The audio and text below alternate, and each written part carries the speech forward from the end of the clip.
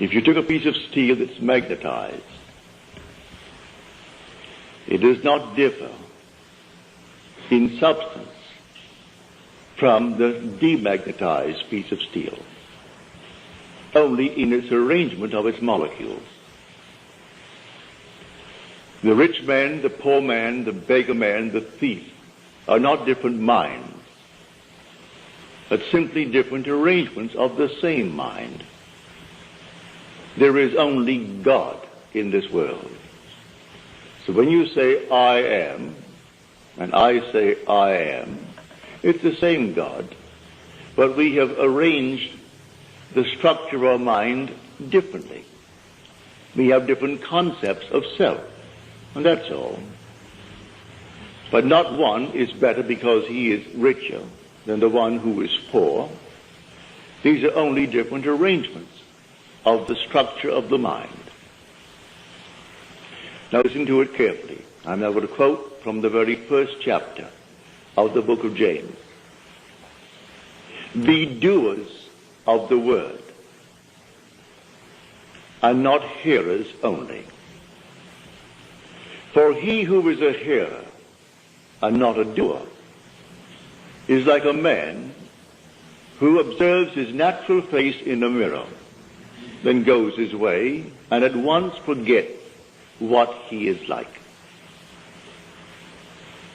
But he who looks into the perfect law, the law of liberty, and perseveres,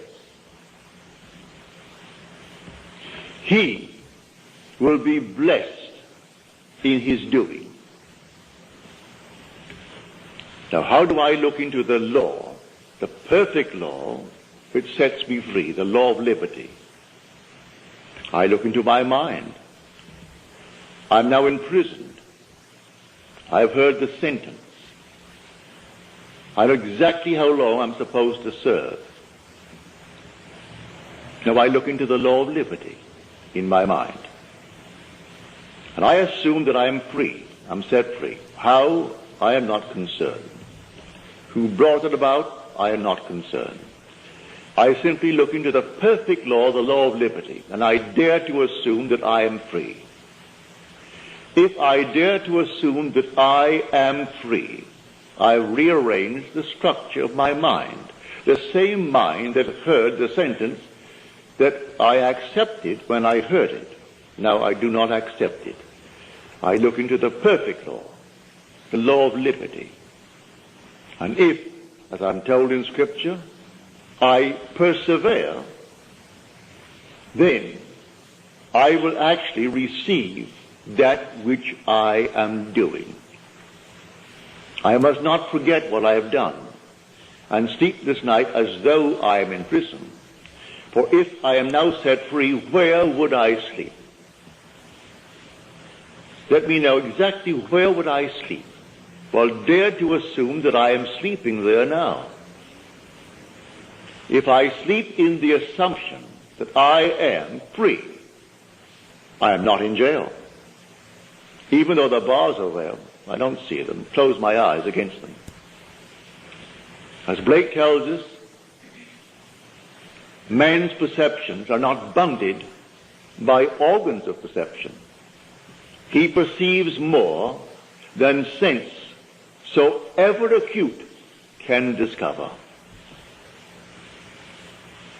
And so reason, or the ratio of all that we already know, is not the same that it shall be when we know more. If I take this tonight and test it, and it proves itself in the testing, well, then I have added to my knowledge. And so I know more than before I tested it. And so when I find myself up against something that seems beyond solution, I have found something that can solve it. All I have to do is to rearrange the structure of my mind. So I dare to assume that I am the man that I would be, and sleep as though I am.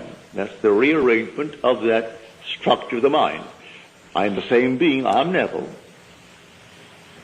I know exactly those that I knew before, but now I know them differently. I know them now as a freed man.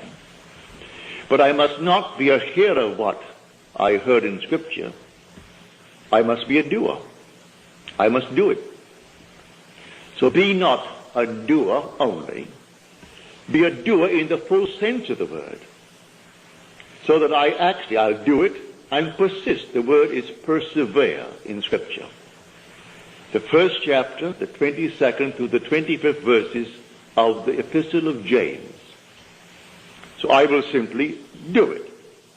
And though tomorrow I am confronted with the obvious facts of life that I'm still in prison, it still doesn't matter. I did it, I am doing it, and I will continue to do it until that which I have done is perfectly externalized within my world. I am telling you this from experience. I know it.